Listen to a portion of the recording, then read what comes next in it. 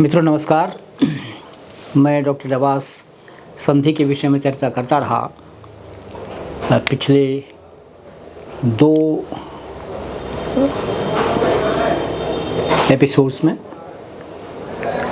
और हम ये जानते हैं कि संधि के 5 से अधिक भेद हैं स्वर संधि के, जिनमें दीर्घ संधि जिस पर हम विचार कर चुके हैं, गुण संधि इस पर भी चर्चा कर चुके हैं। अब वृद्धि संधि है जो हमारी चर्चा का विषय होगा, और यण संधि। मुख्यतः ये संधियां हैं। इसके अतिरिक्त आयादी संधि भी है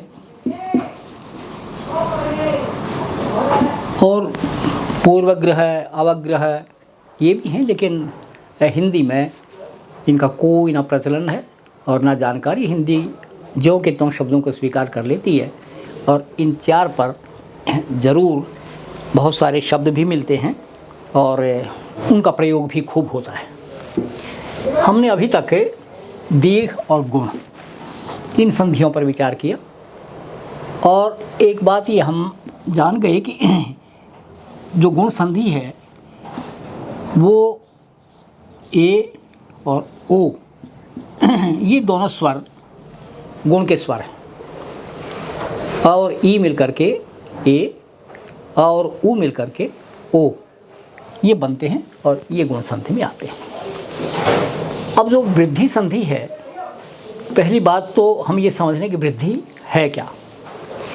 देखिए, अ और आ इन दोनों को वृद्धि होती है आ, ये वृद्धि का रूप है। दूसरा जो ई है और ए है,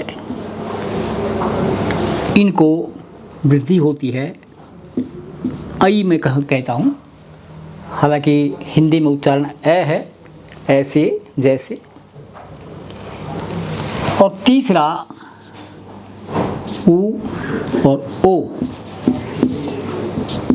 इनसे मिलकर औ संधि, ये औ, यानी ये जो हैं, एक और है री से आर भी है, जैसे ऋषि है उससे बनता है आर्ष, लेकिन वो भी हिंदी में बहुत कम प्रचलित है, बहुत कम उसके प्रयोग हैं।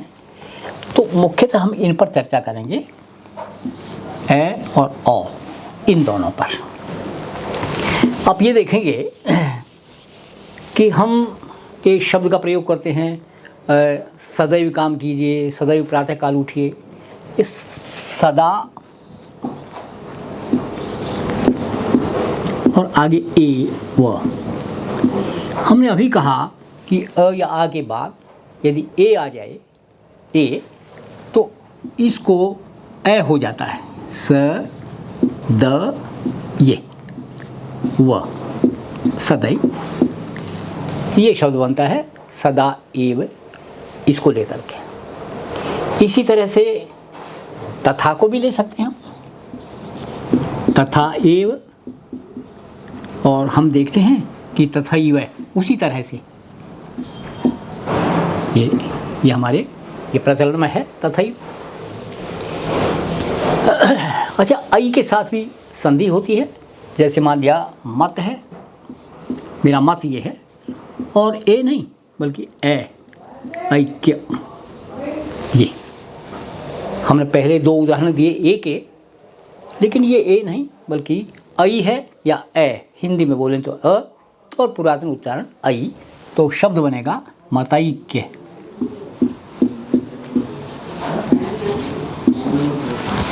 ये मतैक्य। तो हम ये देखते हैं कि वृद्धि का जो रूप बना वो अ और ए, इनसे ये रूप बना, और इसी के हमने 2-3 उदाहरण अभी देखे।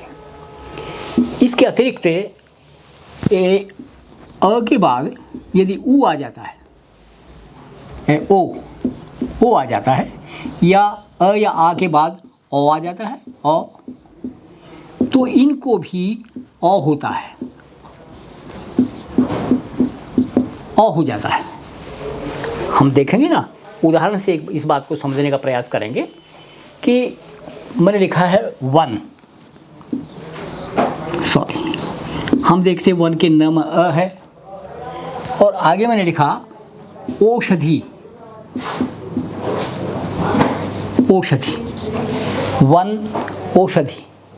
अच्छा, एक शब्द होता है औषधि, औषधि नहीं औषध, औषधि होता है और औषध होते हैं।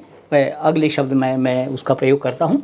तो वन औषधि में जब संधि होगी तो वन औषधि ये हो जाएगा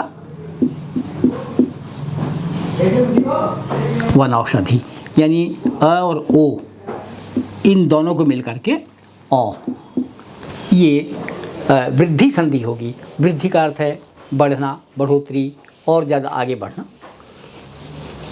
मैं जिस औषध की बात मैं कह रहा था, मैंने लिखा परम, और फिर ओ नहीं, मैंने औ लिखा, औ, ये परम औषध। तो अ और औ दोनों मिलकर के परमौ, ये श और ध। औषधि दवाई, औषध उसका जो असेंस सार रूप है औषध।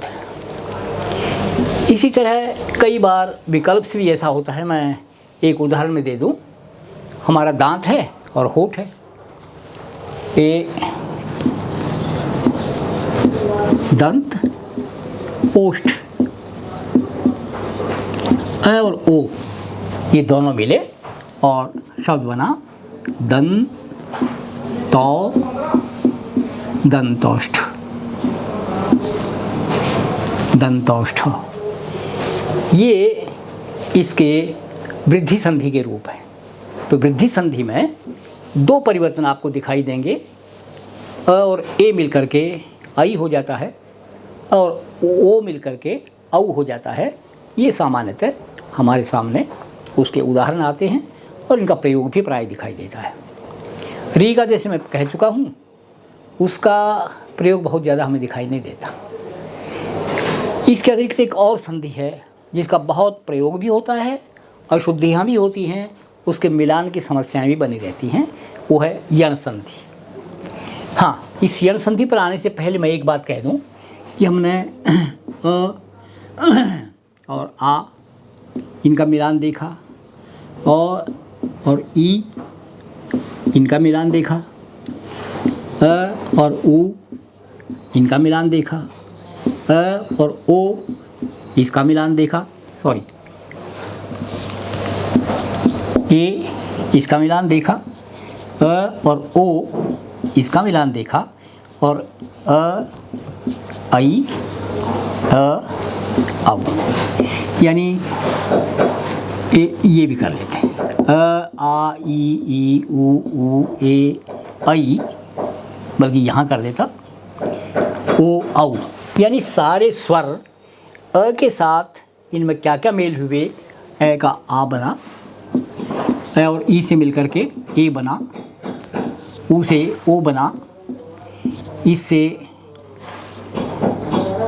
ये बना,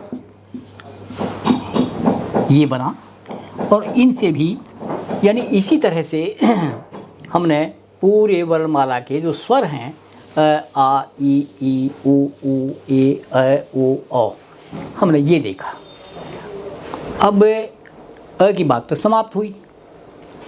अब हम इसके बाद बात करेंगे ई की। यदि ई उ और री, अगर ये स्वर हैं, दोनों ई दोनों उ, और री के बारे में भी मैं ऐसा कर लेता हूँ, ये है। इनके बाद यदि कोई स्वर होगा तो क्या परिवर्तन होंगे, इस पर अगले वीडियो में हम चर्चा करेंगे। धन्यवाद दोस्तों। इसके अभ्यास की ज़रूरत पड़ेगी। बच्चों से भी आप शब्द देकर के अभ्यास कराइए, क्योंकि यण संधि का बहुत प्रयोग होता है जिसके बारे में हम पढ़ेंगे। और जो अभी पढ़ा हमने दीर्घ संधि, गुण संधि, वृद्धि संधि, इनका भी हमारी पाठ्य पुस्तकों में बहुत सारे शब्द मिलते हैं।